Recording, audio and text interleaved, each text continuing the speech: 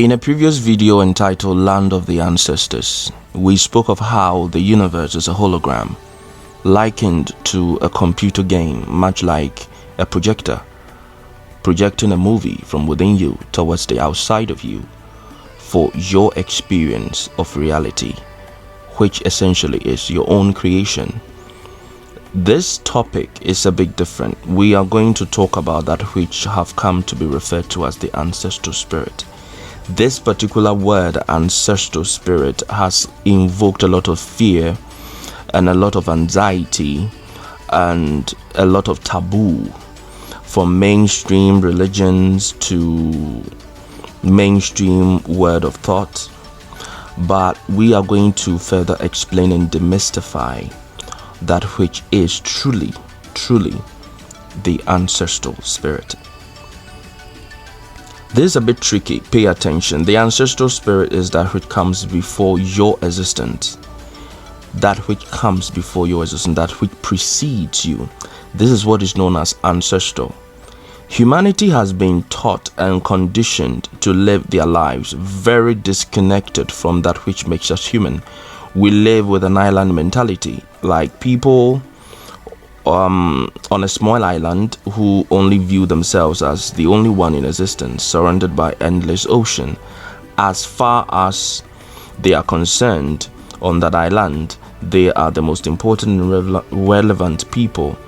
That is the island mentality we as humans have conditioned ourselves with.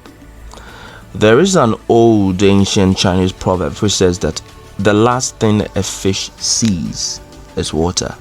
The fish hatched from an egg. The egg originates from another mother fish. Since the so-called mother fish, which lays the egg, also comes from an hatched egg, not once, and I mean not once, will the fish become aware of its true ancestry. The fish will only settle for just the egg and the mother from which the egg came from at its true ancestry, which is pretty much a dead end. Hypothetically, how can the fish know its true origin as not the egg but rather the boundless ocean? And how can the fish understand that the boundless ocean is part of a larger planet? This planet is part and parcel of our solar system. The solar system is part of the Milky Way galaxy, which is part of the universe. And our universe is part of our multiverse. The multiverse is part of 1 out of 7 super universes, which is part of the grand universe itself, and so on and so on and so on. Just how will the fish conceive of this reality? This imaginative journey we just made, when applied to human life, we find that the human is also plagued with the same dilemma. Humanity will only view her ancestry as the maternal and paternal lineage, which only circulates and terminates within the human family, the tribe, ethnicity, and even race, completely oblivious to the infinitude of forces that precede human life, without which human life in all of its aspects cannot start, neither can it be sustained. The absurdity of human life is that we always think we know everything. Now let's take the ancestry from where it is most obvious to human experience. Now we are dealing with the most obvious, right? It is written that in your scriptures, the first man was created by whatever perception of God your religion has. By this acceptance by many, the first man was created by whatever name you have for God. Now, after hundreds of generations, let me ask you this. Why do you still believe you were created by God? Because the first human was the one who was created. The rest of us were not. So why do you still believe you were created by your God? How did you arrive at this conclusion, brothers and sisters? You were created, you were made by your parents, were you not? Verifiable, irrefutable. What we have is an expansion of creative power and abilities. One candle holding a flame gets transferred to a second candle with a built-in ability to hold the flame and sustain the flame. An infinity of candles can be lit from this initial action. The flame remains unchanged, but rather expanded and multiplied. Therefore, anything within creation that holds and sustains the essence of creative power becomes an agent of the expansion project we call the universe.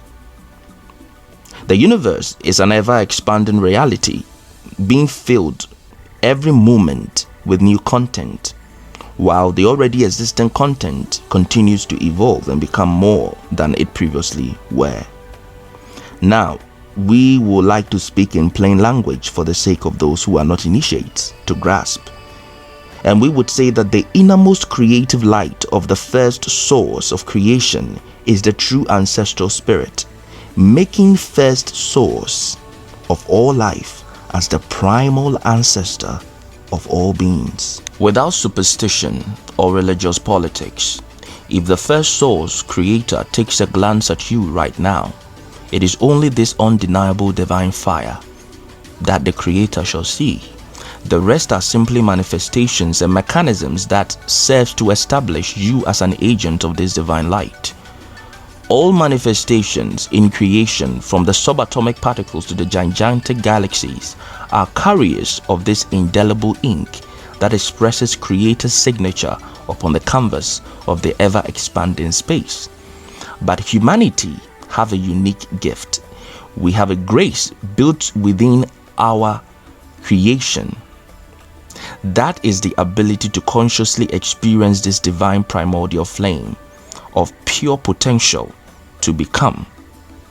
Not only do we have conscious experience of this privilege, we also have the potential to exercise our creative ability with this divine flame, thereby adding texture, flavor, and variety to this universal ecosystem, both within space and time and beyond space and time.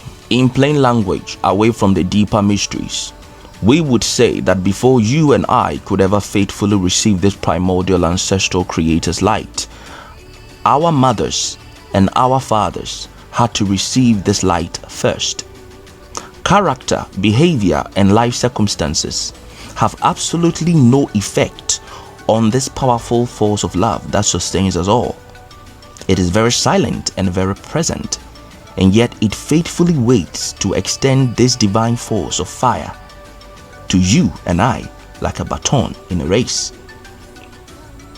It's because of this that we know very well that we could not have been seen as emissaries and ambassadors of this Creator's light without our parents, without our grandparents, etc. This is what creates and formulates the deep-seated devotion we have for our dearly departed dead. It is not born out of fear or superstition. It is more than symbolic. We recognize that they carried the light to us like a baton. Through this gratitude, we venerate our ancestral dead. For we know that despite all the struggle of our dearly departed loved ones, they held on to this divine flame of God, burning within their souls long enough for you and I to come and receive it. It has nothing to do with religion. This is why we venerate and honor our ancestral dead.